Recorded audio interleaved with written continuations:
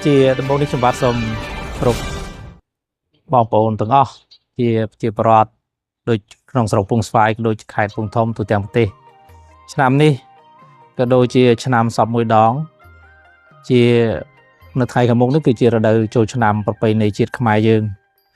តែដោយឡែកឆ្នាំនេះខេត្តកំពង់ធំយើងក៏បានរៀបចំកម្មវិធីសង្ក្រាន្តយ៉ាងអធិកអធមបំផុតពិសេសគឺក្រោមការដឹកនាំរបស់អាដាមនួនបរដ្ឋអភិបាលខេត្តកំពង់ធំបានរៀបចំកម្មវិធីសង្ក្រាន្តដោយប្រហែលថ្ងៃនេះបងប្អូនបានជ្រាបហើយឃើញថាមានការចូលរួមទស្សនាហើយនិងកំសាន្តហើយមានការថតយករូបភាពជាច្រើននៅក្នុងបរិវេណខេត្តកំពង់ធំ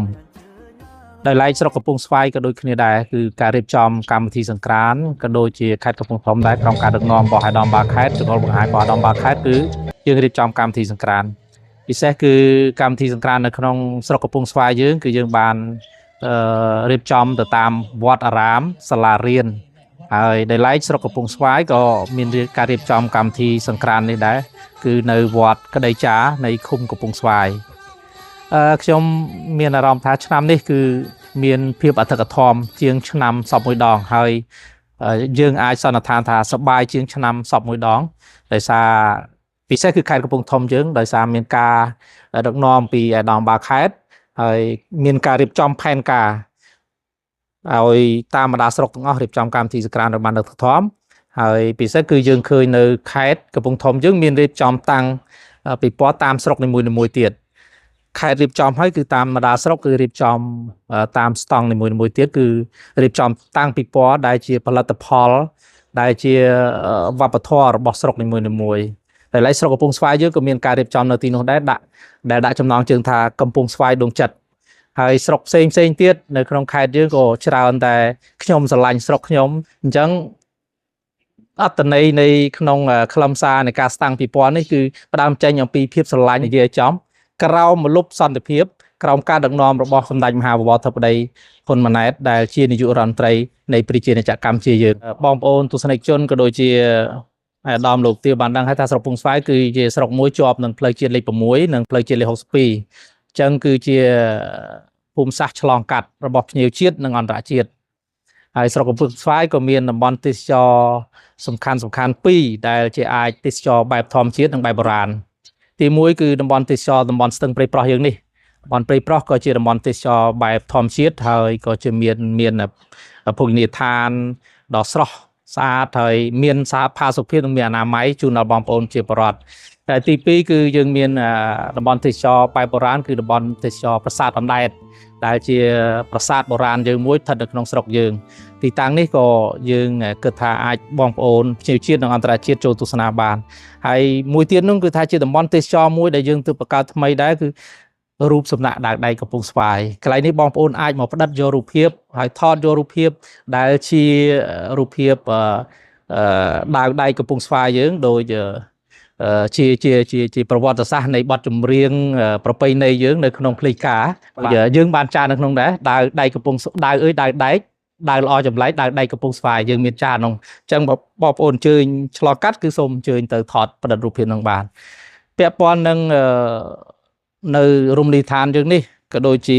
កន្លែងភោជនីយដ្ឋានយើងនេះយើងក៏បានខិតខំណែនាំដល់បងប្អូនម្ចាស់ភោជនីយដ្ឋានថាធ្វើយ៉ាងណាឲ្យបានល្អស្អាតមានអនាម័យហើយនឹងតម្លៃឲ្យសមរម្យដើម្បីទាក់ទាញបងប្អូនអតិថិជនយើងឲ្យបានចូលរួមទទួលទានឲ្យបានឆ្ងាញ់ហើយគាត់សុវត្ថិភាពហើយគាត់មានតម្លៃថោកទាបបាទយើងវត្តតាមដងផ្លូវជាតិយើងនេះមែនតើនៅស្រុកកំពង់ស្វាយយើងនេះគឺមាន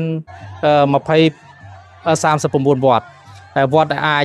ចូលទស្សនាឬក៏លេងបាននៅតាមដងផ្លូវជាតិយើងនេះមានវត្តមុនីរាំងសីដែលជាវត្តព្រះគ្រូអនុគុណស្រុកបាទហើយវត្តបកុងបាទនៅតាមដងផ្លូវយើងនេះវត្តរស័យជះបាទហើយវត្តប្រាសាទស្វាយព្រៃបាទនៅក្នុងខុនពាំងសីបាទហើយវត្តកសាំងមានជ័យបាទ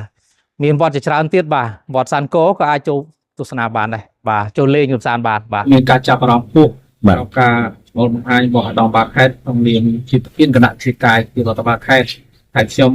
ក្នុងនាមប្រធានគណៈជាកាយពីរដ្ឋបាលស្រុកយើងបានរៀបចំផែនការការពារសន្តិសុខសម្រាប់ធ្នាប់និងក៏ធ្វើចរាចរណ៍ជូនបងប្អូនប្រជាពលរដ្ឋនៅក្នុងពេលចូលឆ្នាំនេះពិសេសគឺក្នុងកម្មវិធីរៀបចំសង្ក្រាន្តចូលឆ្នាំប្រកបជា ធ្វើចរាចរណ៍និងចូលរួមទស្សនានិងលេងកម្សាន្តយ៉ាងច្រើនបង្កទឹកទេយើងបានរៀបចំបានច្បាស់លាស់អំពីផែនការការពារសន្តិសុខរបស់ប្រជាពលរដ្ឋ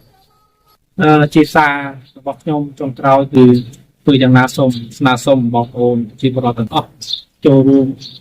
ធ្វើចរាចរណ៍ក៏ដោយគឺថាសូមបើកបរដោយប្រុងប្រយ័ត្នហើយមានសុវត្ថិភាពចំពោះការលេងចូលលេងតាមបណ្ដាវត្តស្ដីអីស្ដីសូមបងប្អូនប្រកាសភ្ជាប់នៅប្រពៃណីខ្មែរយើងដែលចិត្តស្រឡាញ់ចិត្តគោរពឲ្យតម្លៃគ្នាធ្វើយ៉ាងណាកុំឲ្យប្រើប្រាស់អសួរភាសាណាមួយដែលធ្វើប៉ះពាល់ទៅដល់វប្បធម៌របស់ខ្មែរយើងហើយប្រសូមពៀវនេះដល់បងប្អូនក្មួយបាទដែលធ្វើចរាចរណ៍លើផ្លូវក្ដីចូលទៅលេងតាមបណ្ដាវត្តនេះទាំងយប់ទាំងថ្ងៃសូមបងប្អូនក្មួយទាំងអស់ទាំងសារបាននៅប្រពៃណីខ្មែរយើងចិត្តឲ្យតម្លៃគ្នាចិត្តស្រឡាញ់គ្នាចិត្តគោរពគ្នាកុំឲ្យប្រើប្រាស់អំពើហិង្សាចូលទៅក្នុងអ្វីដែលគេហៅថាក្មេងជំនឿបាទចុងក្រោយបាទចុងក្រោយនេះគឺសូមវងសួងដល់វត្ថុស័ក្តិសិទ្ធិ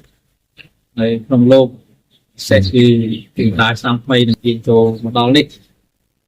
ពលរកៈទេវីជាបុត្រី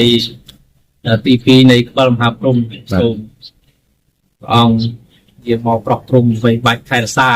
បាទប្រជាពលរដ្ឋសេចជាពលរដ្ឋខ្មែរយើងកម្ពុជាយើងទាំងក្នុងប្រទេសដូចជាក្រៅប្រទេសសូមឲ្យជៀសផុតនៅជំងឺដង្កាត់ទាំងឡាយសូមបានសេចក្តីសុខទាំងអស់គ្នាហើយការសប្បាយនៅសង្គ្រាមឆ្នាំថ្មីនេះឲ្យបានសប្បាយទាំងអស់គ្នាបាទសូមអរគុណ